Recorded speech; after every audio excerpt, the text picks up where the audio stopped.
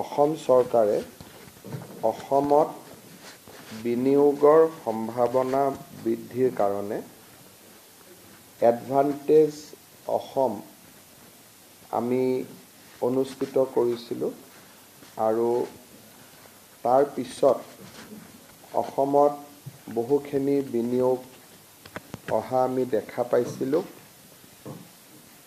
অৱশ্যে কোভিডৰ বাবে আমি যি ধৰণে অসমত বিনিয়োগৰ যিটো ইক'চিষ্টেম এডভান্টেজ 1ৰ সময়ত গঢ়ি তোলা হৈছিল তাক আমি যি ধৰণে কেৰি ফৰৱাৰ্ড কৰিব লাগিছিল তাক আমি কেৰি ফৰৱাৰ্ড কৰিব পৰা নাছিলোঁ।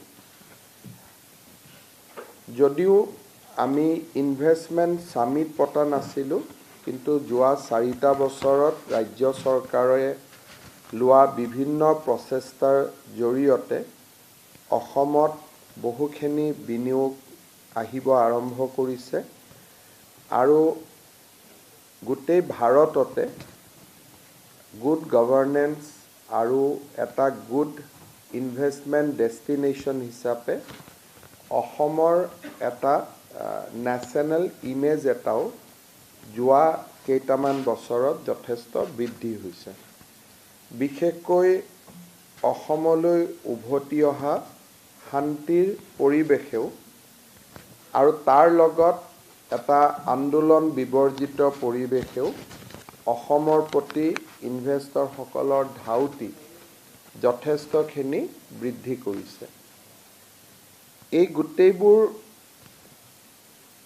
সময়ৰ সুবিধা আগত ৰাখি আমি অহা 24 আৰু 25 ফেব্ৰুৱাৰী তাৰিখে এডভান্টেজ অসম তাৰ যিটো দ্বিতীয় সংস্কৰণ সেই দ্বিতীয় সংস্কৰণ আমি গুৱাহাটীত অনুষ্ঠিত কৰিব বিচাৰিছোঁ আৰু এই দ্বিতীয় সংস্কৰণটোৰ আমি নাম দিছোঁ advantage Assam 2.0 investment and infrastructure summit 2025।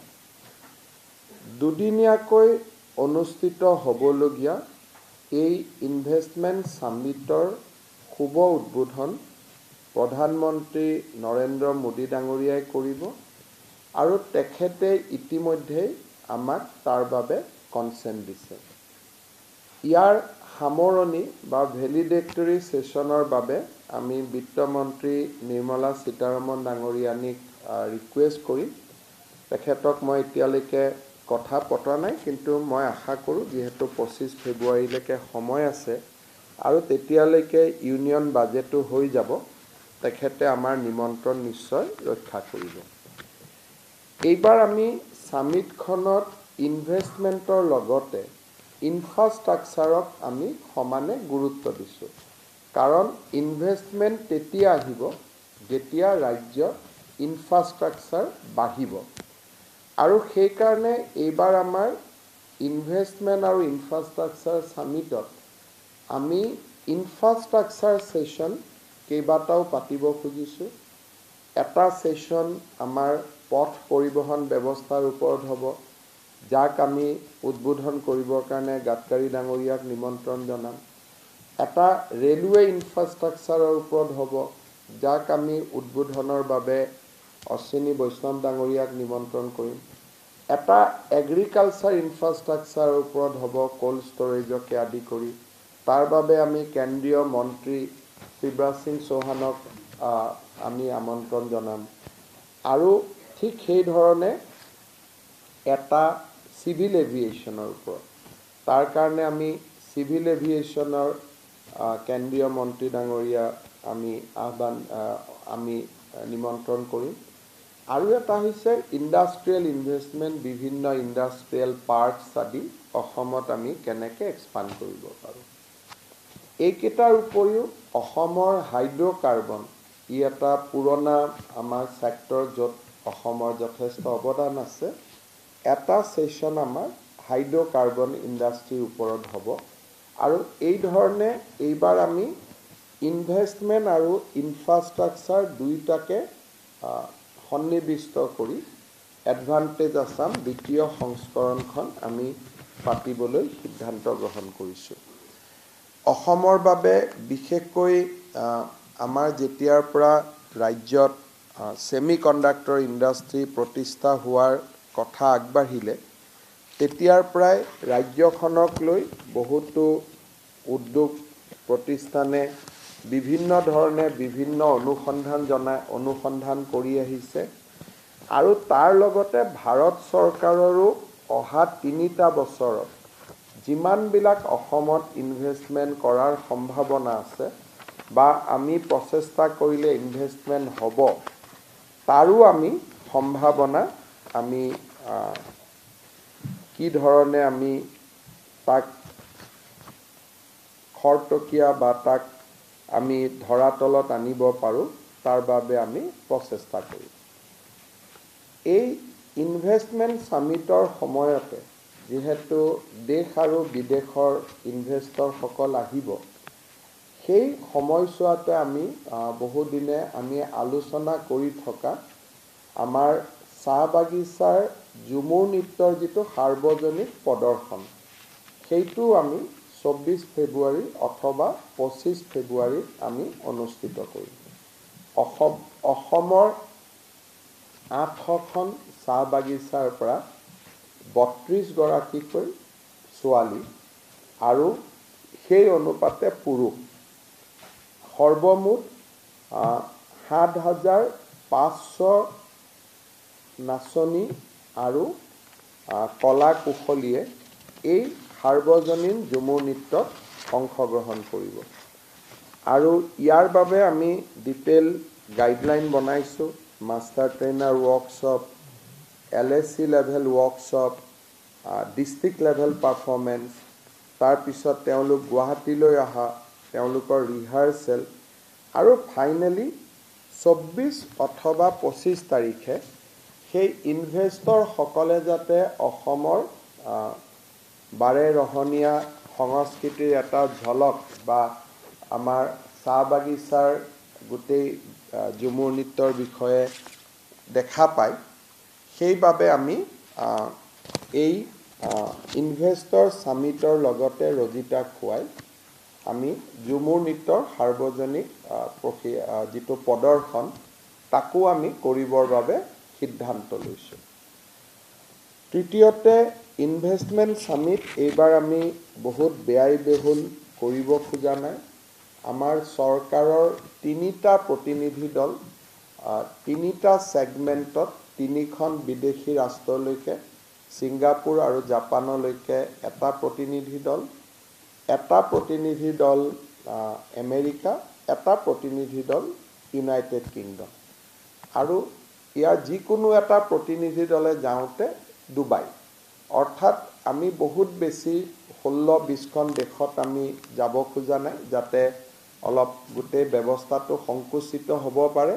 সেইকাৰণে আমি এটা প্ৰতিনিধি দল ছিংগাপুৰ, জাপান, এটা প্ৰতিনিধি দল আমেৰিকা যুক্তৰাষ্ট্ৰ, এটা প্ৰতিনিধি দল ইউনাইটেড কিংডম আৰু ইয়াৰ যিকোনো এটা প্ৰতিনিধি দলে ডুবাইত অন দ্য ৱে আমাৰ ৰোড শ্ব' তেওঁলোকে কৰিব আৰু দেশৰ আমি গোটেইকেইখন মেট্ৰপলিটন বিশেষকৈ মুম্বাই, নতুন দিল্লী, হায়দৰাবাদ, বেংগলোৰ, চেন্নাই, আহমেদাবাদ আৰু কেলকাতা এই ৬খন জাগাত আমি অসমৰ ইনভেষ্টমেণ্ট সামিটৰ ওপৰত আমি ৬খন ৰোড শ্ব' কৰিম যাতে লিমিটেড হয় আৰু থিম অৰিয়েণ্টেড হয় আৰু ইয়াৰ লগতে যিহেতু আমি ইনফ্ৰাষ্ট্ৰাকচাৰৰ কথা আলোচনা কৰিছোঁ ইয়াৰ মাজতে আমি ভূটানলৈকেও যাম কাৰণ আমি কেইবাটাও টেকনিকেল ৱৰ্কশ্বপত আমি দেখা পাইছোঁ যে ভূটানৰ পৰা নামি অহা পানীক আমি অসমৰ জলসিঞ্চন আৰু জল যোগান এই দুইটা কামত আমি খুব ধুনীয়াকৈ ব্যৱহাৰ কৰিব পাৰোঁ। ওদালগুৰি জিলাৰ বহুকেইটা স্থানত আমি ভূটানৰ পৰা নামি অহা পানীৰ জান-জুৰিসমূহ শুকাই যায় যদিও ভূটানৰ জান-জুৰিসমূহ শুকাই নাযায়। সেইকাৰণে ভূটানৰ পৰা ইয়াত কিবা বিনিয়োগ আহিব তাক আশা কৰি নহয়, কিন্তু ভূটানৰ প্ৰাকৃতিক সম্পদক অযথা এনেই অসমলৈকে অহাৰ পৰিৱৰ্তে বা পানী এনে আহিলে আমাক ইয়াত বানপানী কৰিলে, তাৰ পৰিৱৰ্তে আমি ইয়াক গঠনমূলক কামত ব্যৱহাৰ কৰিব পাৰোঁ নেকি, তাৰ বিষয়েও ইনভেষ্টমেণ্ট সামিটৰ ৰজিতা খুৱাই আমাৰ এটা প্ৰতিনিধি দল ভূটানতো যাব আৰু ভূটান চৰকাৰৰ লগতো আলাপ আলোচনা কৰিব। সেইবাবে আমাৰ কাৰণে ফেব্ৰুৱাৰী মাহ যথেষ্ট এক্সাইটিং হ'ব আৰু আমি ফেব্ৰুৱাৰী মাহৰ আগতেই, বিশেষকৈ ফেব্ৰুৱাৰীৰ 12 বা 13 তাৰিখৰ ভিতৰত আমি পঞ্চায়ত নিৰ্বাচনো আমি সামৰণি মাৰিব খুজিছোঁ, যাতে জানুৱাৰী মাহত আমি পঞ্চায়ত ইলেকশ্যনৰ নটিফিকেশ্যন দিব পাৰোঁ আৰু ফেব্ৰুৱাৰী 10 তাৰিখৰ আগতে আমি পঞ্চায়ত ইলেকশ্যন আমি সামৰণি মাৰিব পাৰোঁ। ইয়াৰ মাজতে ফেব্ৰুৱাৰীত অসম বিধানসভাৰ অধিৱেশনো হ'ব। এইবাৰ অসম চৰকাৰৰ আমি এটা সিদ্ধান্ত লৈছোঁ যে এইবাৰ বিধানসভাৰ যিখন বাজেট অধিৱেশন, তাৰ এটা সেশন বা এদিন আমি কোকৰাঝাৰত কৰিব পাৰোঁ নেকি, কিন্তু তাত ৰাতি নাথাকি ৰাতিপুৱা গৈ গধূলি গুচি অহা, যাতে বহুত বেছি খা খৰচ কৰিব নালাগে, এটা মিতব্যয়িতাৰ মাজেৰে আমি কৰিব পাৰোঁ নেকি, যে আমাৰ বিত্তমন্ত্ৰীৰ বাজেটখন আমি কোকৰাঝাৰত কৰিব পাৰোঁ নেকি। যিহেতু দিনটো বছৰটোৰ প্ৰথম সেশন হ'লে আমাৰ বাজেট পঢ়াৰ আগতে গভৰ্ণৰ এড্ৰেছ হয়, কিন্তু যদি এপ্ৰিলত সেশন নহয় ফেব্ৰুৱাৰীত হয়, তেতিয়াহ'লে সেইটো ফাৰ্ষ্ট সেশন, বছৰৰ প্ৰথম সেশন বুলি ধৰা নাযায়। তেনেকুৱা ক্ষেত্ৰত ৰাজ্যপালৰ অভিভাষণ বা বিত্তমন্ত্ৰীৰ বাজেট কোনোবা এটা বিশেষ ব্যৱস্থা এইবাৰ আমি কোকৰাঝাৰত কৰি, যাতে দিনটো কৰি পেলাই আমি গধূলি কোকৰাঝাৰৰ পৰা উভতি আহিব পাৰোঁ, ৰাতি থকা মিলা বৃহৎ ব্যৱস্থা কৰিব নালাগে, কিন্তু কোকৰাঝাৰত এটা ছিগনিফিকেণ্ট কাম এটা যাতে কৰিব পাৰি, হয় ৰাজ্যপালৰ অভিভাষণ নহ'লে বিত্তমন্ত্ৰীৰ বাজেট বক্তৃতা, এই দুয়োটাৰ কোনোবা এটা আমি কোকৰাঝাৰত কৰিম আৰু 2 এদিনতে BTR কৰ্তৃপক্ষৰ লগত কথা পাতি এই বিষয়ে আমি সিদ্ধান্ত ল'ম। আৰু মই ভাবোঁ যে এই কোকৰাঝাৰত বিধানসভাৰ অধিৱেশন পতা এটা বহুদিনীয়া ইচ্ছা এটা আছিলে BTRৰ ৰাইজৰ, আমাৰ বিধানসভাৰ অধ্যক্ষৰ, তাৰ জৰিয়তে এইটো আমি সমাপন কৰিব পাৰিম। শেষত আমাৰ অসমত 5টা সমষ্টিৰ উপ নিৰ্বাচন অনুষ্ঠিত হৈ গ'ল। এই আটাইকেইটা উপ নিৰ্বাচনতে আমাৰ শাসকীয় দলে, বিশেষকৈ ভাৰতীয় জনতা পাৰ্টি, অসম গণ পৰিষদ আৰু UPPL দলে অভাৱনীয় সাফল্য দেখুৱাবলৈ সক্ষম হৈছে। মই ভাবোঁ যে সাধাৰণতে বিধানসভাৰ নিৰ্বাচনৰ প্ৰাক মুহূৰ্তত উপ নিৰ্বাচনসমূহে শাসকীয় দলসমূহৰ প্ৰতি এটা যথেষ্ট অনিশ্চয়তাৰ বাতাবৰণ কঢ়িয়াই আনে আৰু গোটেই বছৰটোৰ বাবে চৰকাৰখনক এটা আণ্ডাৰ প্ৰেছাৰ ৰাখি থৈ যায়। কিন্তু এইবাৰৰ উপ নিৰ্বাচনত অসমৰ ৰাইজে আমাক অভূতপূৰ্ব আশীৰ্বাদ আগবঢ়ালে আৰু বিশেষকৈ 4টা সমষ্টি বিধায়কসকল আমাৰ লগত আগতে আছিলে, সাংসদ হোৱাৰ বাবে নিৰ্বাচন অনুষ্ঠিত হ'ল, কিন্তু 5টো সমষ্টিও 25 বছৰৰ পিছত কংগ্ৰেছ দলৰ হাতৰ পৰা আমি লৈ আহিবলৈ সক্ষম হৈছিলোঁ আৰু তাৰ বাবে এই সুযোগতে গোটেইকেইটা সমষ্টিৰ ৰাইজক আমি ধন্যবাদ আৰু অভিনন্দন জ্ঞাপন কৰিছোঁ আৰু অহা সময়ছোৱাত আমি দুগুণ উৎসাহেৰে সৈতে অসমৰ জনগণৰ বাবে কাম কৰিবৰ বাবে আমি এটা নতুন প্ৰেৰণা পালোঁ। নিৰ্বাচনত বিজয়ী আটাইকেইগৰাকী প্ৰাৰ্থী বিশেষকৈ বঙাইগাঁও সমষ্টিত দীপ্তিময়ী চৌধুৰী, আমাৰ ধলাই সমষ্টিত নিহাৰঞ্জন দাস, আমাৰ চামুগুৰি সমষ্টিত ডিপ্লুৰঞ্জন শৰ্মা, বিহালী সমষ্টিত দিগন্ত ঘাটোৱাৰ আৰু চিডলি সমষ্টিৰ বিজয়ী প্ৰাৰ্থী নিৰ্মল কুমাৰ ব্ৰহ্মক মই আন্তৰিক অভিনন্দন জনাইছোঁ। আৰু নিৰ্বাচনত যিসকল মন্ত্ৰী বিধায়ক আমাৰ কাৰ্যকৰ্তাই যথেষ্ট কষ্ট কৰিলে তেওঁলোককো মই অভিনন্দন জনাইছোঁ। আপোনালোকে যদি কিবা সুধিব বিচাৰে সুধিব পাৰে।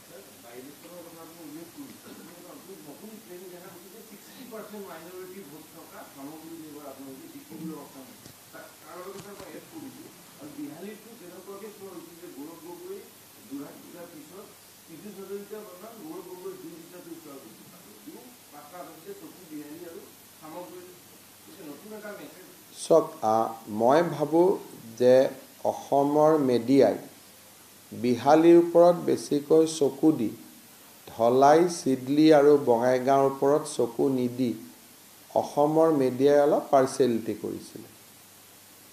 গোটেইকেইটা সমষ্টিতে ইলেকশ্যন হৈছিলে, গতিকে ধলাইৰ বিষয়েও লিখিব লাগিছিলে, অসমৰ মেডিয়াই বঙাইগাঁৱৰ বিষয়েও লিখিব লাগিছিলে, অসমৰ মেডিয়াই চিডলিৰ বিষয়ে লিখিব লাগিছিল। মেডিয়া পঢ়ি মোৰ যোৱা এমাহ এনেকুৱা লাগিছিল যে অসমৰ বাতৰি কাকত আৰু টিভিবিলাক চিডলি, বঙাইগাঁও আৰু ধলাইৰ মানুহে নাচায় নেকি? 5টা সমষ্টিত ইলেকশ্যন হৈছে, ৰিডাৰটো চবতে আছে, ভিউৱাৰ চবতে আছে। গতিকে এটা চামুগুৰিটো মই বুজি পাওঁ, বাকী বিহালীত নৰ্মেল ইলেকশ্যনে আছিলে। গতিকে মই ভাবোঁ যে ক'ৰবাত নহয় ক'ৰবাত অসমৰ সাংবাদিকসকল সাধাৰণ পৰিয়ালৰ পৰা উঠি অহা ব্যক্তি। আমি যদি সাধাৰণ পৰিয়ালৰ পৰা উঠি অহা ব্যক্তিসকলৰ নীলা তেজৰ প্ৰতি দুৰ্বলতা হয়, তেতিয়াহ'লে ই সমাজৰ কাৰণে অশনি সংকট। ৰাজতন্ত্ৰটো কেতিয়াবাই শেষ হৈ গ'ল নহয়। গতিকে এতিয়া যদি আমি ৰাজতন্ত্ৰক বিশ্বাস কৰোঁ, তেতিয়াহ'লে আৰু আমি যদি তাৰ চিকাৰ হৈ যাওঁ, সি গণতন্ত্ৰৰ বাবে এটা দুৰ্বল সংকেত। মই ইমানটো ক'লোঁ যে অসমত 2টা ডিজিটেল মেডিয়া আছে। ডিজিটেল মেডিয়াত যদি কোনোবাই পোষ্ট কৰে ৰাজ পৰিয়ালৰ বিপক্ষে, এডমিনিষ্ট্ৰেটৰে কমেণ্টবিলাক মচি দিয়ে। মেডিয়াত ইমান ডাঙৰ ঘটনা কেতিয়াও হোৱা নাছিল যে আজি যদি ৰাজ পৰিয়ালৰ বিপক্ষে আপুনি যদি কমেণ্ট দিয়ে, কমেণ্টবোৰ এডমিনিষ্ট্ৰেটৰে ডিলিট কৰি দিয়ে, মানুহক কমেণ্টখিনিও পঢ়িব নিদিয়ে। 2টা ডিজিটেল মেডিয়া মই যোৱা এমাহত লক্ষ্য কৰি আছোঁ। সেইকাৰণে মই ভাবোঁ যে বিহালীৰ ইলেকশ্যনৰ তাৎপৰ্য ধলাই, চিডলি আৰু বঙাইগাঁৱৰ সমানেই আছিলে। আৰু 4টা সমষ্টিৰ ৰাইজে আমাক আশীৰ্বাদ কৰিছে। যেনেকৈ বিহালীত পীযুষ হাজৰিকা আছিলে, চামুগুৰিত বিমল বৰা আছিলে, ধলাইত জয়ন্ত মল্ল বৰুৱা আছিলে, চিডলিত অশোক সিংঘাল আছিলে, বঙাইগাঁৱত ৰঞ্জিত দাস আছিলে। আৰু মোৰ মন্ত্ৰীসভাৰ আটাইকেইজন সদস্যই কাম কৰি আছিলে। পীযুষ হাজৰিকাক ভাল পাই আপোনালোকে সমষ্টিটো ফ'কাছ কৰিলে মোৰ আপত্তি নাছিল, কিন্তু পীযুষ হাজৰিকাক ভাল পাই সমষ্টিটো আপোনালোকে ফ'কাছ কৰা নাছিলে, ৰাজ পৰিয়ালৰ প্ৰতি দুৰ্বলতাৰ কাৰণে আপোনালোকে ফ'কাছ কৰিছিলে। সেইটো মই ভাবোঁ যে গণতন্ত্ৰৰ কাৰণে ই শুভ সংকট নহয়।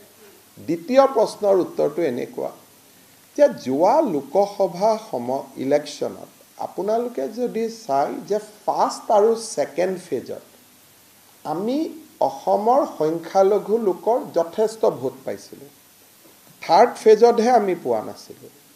আৰু কৰিমগঞ্জৰ দৰে যোৰহাট লোকসভাৰ পৰাজয়ৰ কাহিনী লিখিবলৈ গৈ কৰিমগঞ্জৰ দৰে অভাৱনীয় বিজয়, আপোনালোকে এটা বস্তু প্ৰিন্সিপল ঠিক কৰি লয় যে appeasement to none, justice to all, যে আমি তুষ্টিকৰণ কাকো নকৰোঁ, ন্যায় আমি সকলোকে দিম।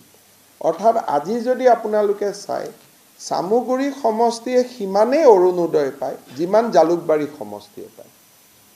চামুগুৰি সমষ্টিয়ে সিমানেই মুখ্যমন্ত্ৰীৰ উদ্যমিতা আঁচনি পায় যিমান জালুকবাৰী সমষ্টিয়ে পায়। চামুগুৰি সমষ্টিয়ে সিমানেই বছৰত ৰাস্তা পায় যিমান জালুকবাৰীয়ে পায়, হাইৱেখিনি বাদ দিয়ক। চামুগুৰি সমষ্টিয়ে সিমানেই নিযুত মইনা পায় যিমান জালুকবাৰীয়ে পায়। অৰ্থাৎ সবকে সাথ সবকে বিকাশ। আমি সেই নীতিটোত নিৰন্তৰভাৱে থিয় হৈ আছোঁ আৰু তাৰ কাৰণে অসমৰ যিখিনি সংখ্যালঘু ৰাইজে তুষ্টিকৰণৰ বিপৰীতে ন্যায় বিচাৰে, এছামে তুষ্টিকৰণ বিচাৰে যে আমাক স্পেচিয়েলি ট্ৰিট কৰক, আৰু এছামে ভাবে যে গভৰ্ণমেণ্টখনে আমাক সমানে চাওক। সমানে চোৱা আৰু বিশেষভাৱে চোৱাৰ মাজত পাৰ্থক্য আছে। সমানে চাব যিসকলে ভাবে যে চৰকাৰে আমাক সমানে চাওক, তেওঁলোকে বিজেপি দলৰ প্ৰতি আকৃষ্ট হৈছে। আৰু মই আজি আপোনালোকক কৈ থৈছোঁ যে অহা বিধানসভা নিৰ্বাচনত লাহৰীঘাট, আমাৰ সাউথ কৰিমগঞ্জ, নৰ্থ কৰিমগঞ্জ,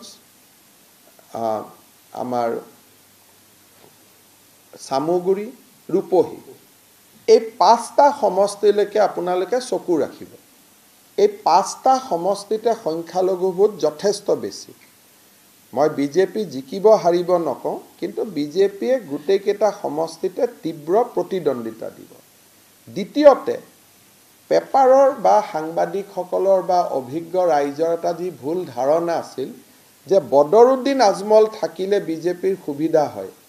মই ভাবোঁ যে বদৰুদ্দিন আজমল নোহোৱা হ'লে বিজেপিৰ বেছি ভাল হ'ব, কাৰণ তেতিয়া নেশ্যনেলিষ্ট যিখিনি মানুহ আছে এক্ৰছ দ্য বৰ্ড, যোনে এপিজমেণ্ট নিবিচাৰে, তুষ্টিকৰণ নিবিচাৰে, তেওঁলোকৰ ভোটবিলাক আমি পোৱা আৰম্ভ কৰিম আৰু এণ্টি কংগ্ৰেছ ভোটবিলাক ডিভিজন নহ'ব। সেইকাৰণে পষ্ট UDF, আজি যদি UDF চামুগুৰিত থাকিলেহেঁতেন আমি নিজিকিলোহেঁতেন, আমি পোৱা ভোটখিনি UDFে লৈ গ'লহেঁতেন। গতিকে UDFৰ অৱৰ্তমানত ভাৰতীয় জনতা পাৰ্টিৰ পলিটিক্সৰ কাৰণে আমি আমাৰ লক্ষ্য আৰু আদৰ্শ কম্প্ৰমাইজ নোকোৱাকৈ আমি কাম কৰিব পাৰিছোঁ। লোকসভাত কৰিমগঞ্জ, বিধানসভাৰ উপনিৰ্বাচনত চামুগুৰি, এই দুইটা এটা বৃহৎ ৰাজনৈতিক সফলতা।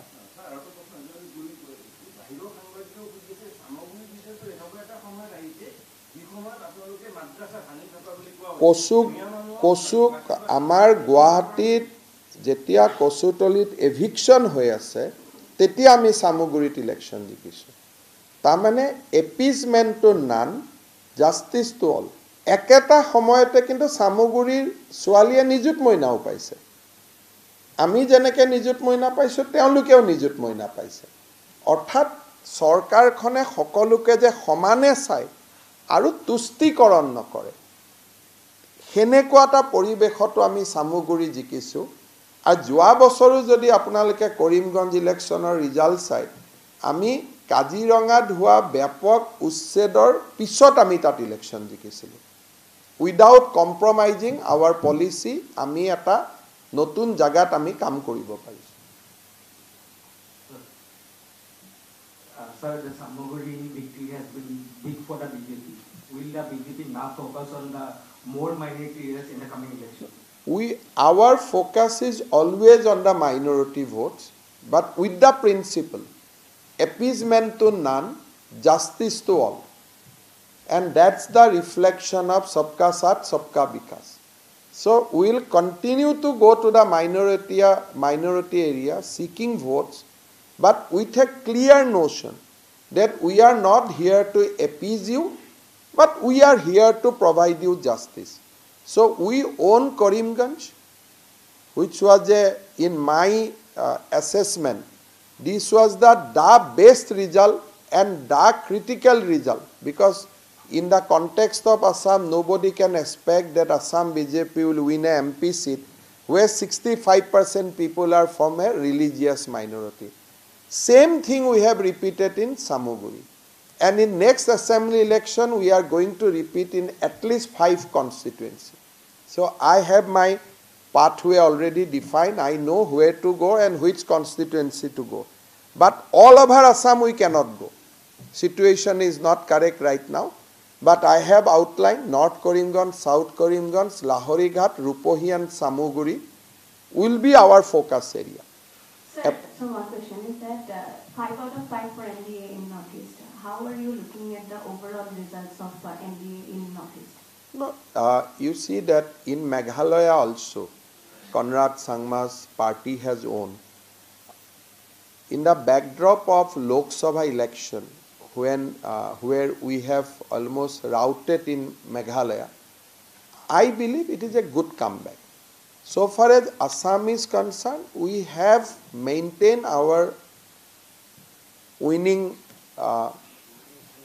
this marathon or winning sprint, we continue.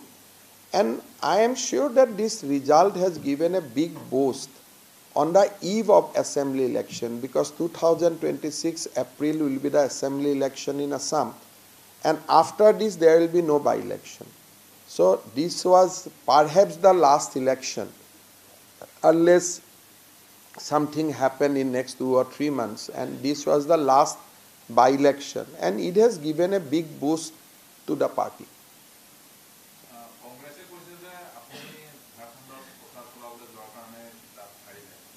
So, Jharkhandৰ নিৰ্বাচন আপোনালোকে মোক খুধুতেও মই ইয়াত কৈ গৈছিলো, it is a difficult state.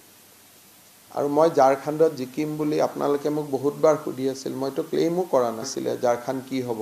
মই আপোনালোকক এটাই কৈছিলো যে Jharkhand is a difficult state. কিয় ডিফিকাল্ট মই প্ৰেক্টিকেল কথা বতৰাত কম। ঝাৰখণ্ডত এটা ডেমোগ্ৰাফি আছে, যিটো ডেমোগ্ৰাফিৰ লগত যুঁজ কৰাটো it's a tough job, but still মই ভাবোঁ যে party has done a great job, বহুত ভাল ৰিজাল্ট কৰিব পাৰিছে ইন দ্য গিভিং চাৰ্কামটেঞ্চেছ। কিন্তু ঝাৰখণ্ডটো ডিফিকাল্ট ষ্টেট বুলি মই আপোনালোকক আগতেই কৈ গৈছিলোঁ, আৰু কেতিয়াও মোৰ টুইটাৰ, কেতিয়াও মোৰ অসমত কোনো মিডিয়া ইণ্টাৰেকশ্যনত মই কেতিয়াও কোৱা নাছিলোঁ যে we are going to win. গতিকে কিন্তু এনেকুৱা নহয় যে পাৰ্টিয়ে চবত জিকা জেগাবিলাকতে যাব, হাৰা জেগাবিলাকতো কোনোবা যাব লাগিব না। গতিকে এইটো মই ভাবোঁ যে সেইটো মোৰ উত্তৰটো এমাহ আগতে আপোনালোকক মই ইয়াত দি থৈ গৈছোঁ, সেইকাৰণে ইয়াততো মছলা বিচাৰিবলগীয়া একো নাই।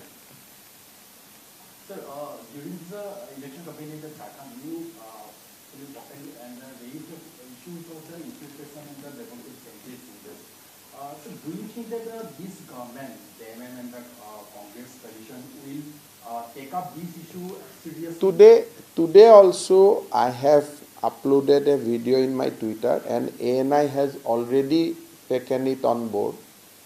Clearly I have said that detecting infiltrators is a constitutional responsibility. So we must, whoever is the government on that day, whether it is a BJP, Congress, JMM, AGP, whoever, they have to go after the infiltrators. That is the constitutional mandate. Now, who will go how much, that depends on the political will of the government. So I do not want to prejudge, but this is a need of hour, and I believe that the new government will take up the issue.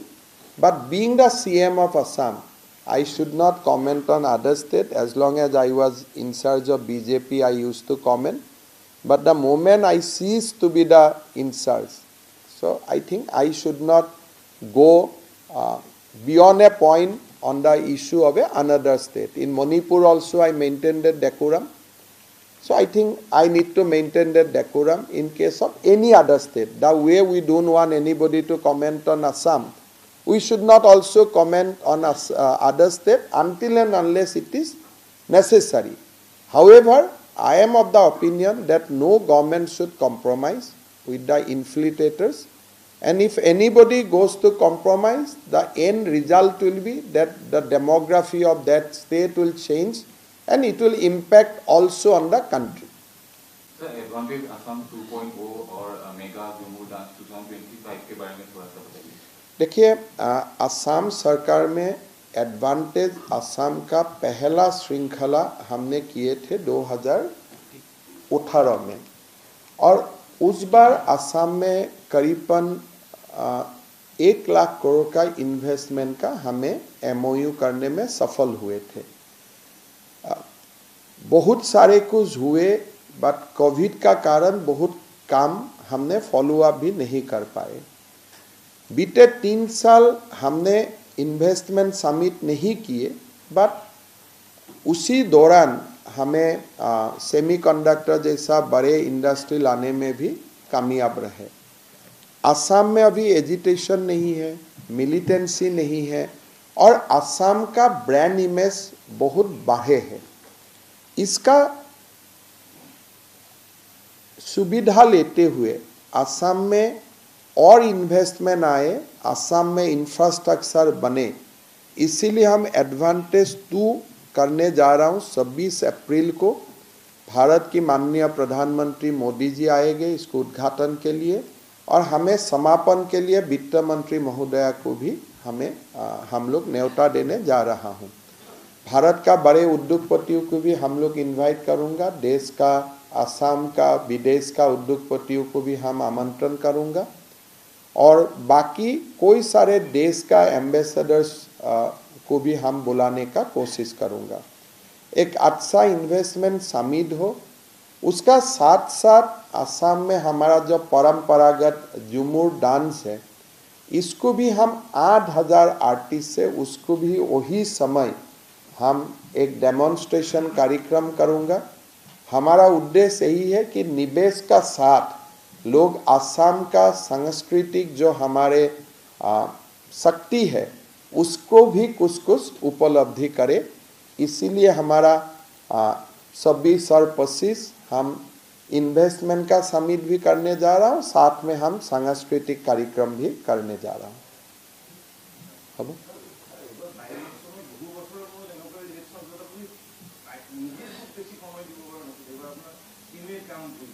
सब लोकसभा इलेक्शनতো मैं সিমানেই সময় দিছিলোঁ। কলে আপোনালোকে দুখ পাব, মই তেজপুৰত যিমান মিটিং কৰিছিলোঁ যোৰহাটতো সিমানেই মিটিং কৰিছিলোঁ, ডিব্ৰুগড়তো সিমানেই মিটিং কৰিছিলোঁ। মোৰ অহা 15 দিন পিছত ডায়েৰী ওলাব, ডায়েৰীটো প্ৰতিদিনৰ ডায়েৰী ওলাব। মই তেজপুৰত কেইদিন আছিলোঁ, গুৱাহাটীত কেইদিন আছিলোঁ, ধুবুৰীত কেইদিন আছিলোঁ, শিলচৰত কেইদিন আছিলোঁ, কৰিমগঞ্জত কেইদিন আছিলোঁ। আপোনালোকে এনেকুৱা সেইটো সময়ত বনাই পেলালে যেন মই এজিত যোৰহাটতে কেম্প কৰি আছিলোঁ। এতিয়া মোৰ ডায়েৰী ওলাব, প্ৰতিটো দিন আপোনালোকে দেখা পাব। সকলো জায়গাতে মোৰ ষ্টেণ্ডাৰ্ড প্ৰেক্টিছ যে লোকসভাত মই প্ৰত্যেকটো বিধানসভা সমষ্টিত এখনকৈ মিটিং কৰোঁ। মই সেইটোৱে কৰিছোঁ। উপনিৰ্বাচনত প্ৰত্যেকটো সমষ্টিত এখন বা দুখন, ধলাই আৰু বিহালীত দুখন দুখন, বাকী কেইটা সমষ্টিত এখন এখন।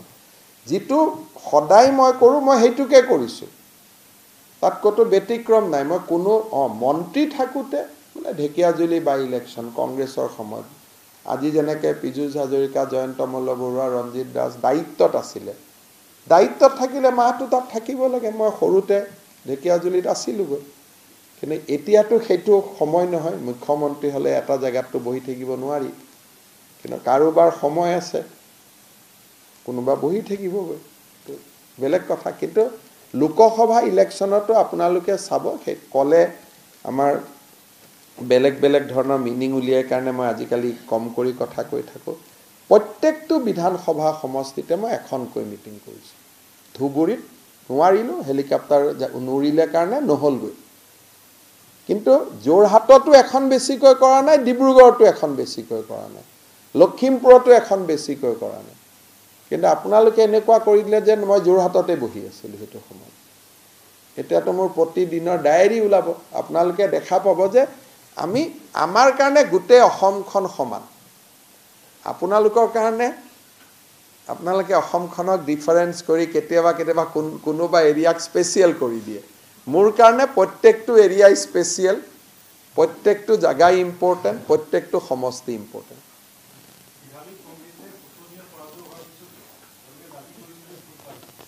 চক এনেকুৱা কথা, ইলেকশ্যনৰ ৰিজাল্টৰ পিছত জিকা হাৰাটোৱে হয়। আপুনি জিকিলে বা হাৰিলে তাৰ আৰু বেলেগ, এতিয়া মই ঝাৰখণ্ডক লৈ 10টা কথা ক'ব গ'লে কেনেকৈ হ'ব।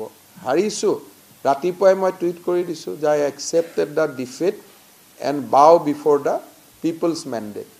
চ' যিসকলে নিজকে প্ৰজাতকৈ ওপৰ বুলি ভাবে তেওঁলোকে ইমান ভোট পালো ইমান নাই পোৱা ইমান পোৱা মুঠতে যেনে তেনে মই হাৰা নাই সেইটো প্ৰমাণ কৰিব চেষ্টা কৰে সেইটো হল এটা ৰাজকীয় ফিলিংস যে মই মোক কতো হৰুৱাব নোৱাৰে হাৰাৰ মাজতো মই জিকিছো কিন্তু আজি মই এটা নিজে টুইট কৰিছো যে हम असफल हुए और असफलता ही हमारे सफलता का आगे में बुनियाद होगे लेकिन মই এটো কোৱা নাই নে মই তাতো সফল হৈছো মই কেম্পেইন কৰা সিট কেটা জিকিছে মই অমুক কৰা জিকিছে তেনেকে মই ঝাৰখণ্ডত ক'ব পাৰো যে মই অমুক কৰিছিলো গুটে কেটাতে মোৰ ভাল হৈছে It is not the way. যি ৰিজাল্ট আহিছে with gracefully আমি accept কৰি ল'ব লাগে তাতে আৰু পাৰ্সেন্টেজ গুটালে কোনোবাই ক'ব পুলিং পাৰ্সেন্টেজও কম হৈছিল কোনোবাই ক'ব যে আপোনাৰ নিজৰ ক্যান্ডিডেটে নাছিল ৰাতি ৰাতি আপুনি বিজেপিৰ পৰা ক্যান্ডিডেট হাইজেক কৰি লৈ গৈছিল আৰু 10 জনে 10টা কথা ক'ব ন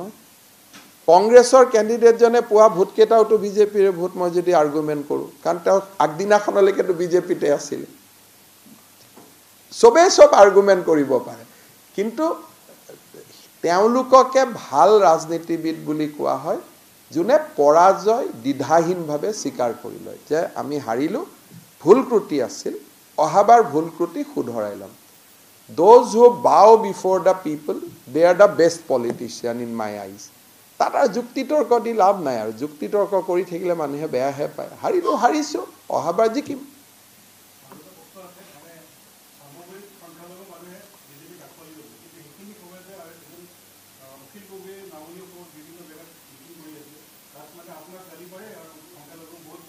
সক ৰকিবুল হুছেইন ডাঙৰীয়াই মোৰ পুৰণা ভাষণৰ ভিডিঅ' স্ক্ৰীন বনাইছিল সামগ্ৰী আৰু মই যেতিয়া সামগ্ৰীত ভাষণ দিব গৈছিলো মই এটাই কৈছিলো যে প্ৰত্যেকটো ভাষণে মই দিয়া আৰু আজিও যদি মোক ৰিপিট কৰিব কয় মই একেটা কথাই ৰিপিট কৰিম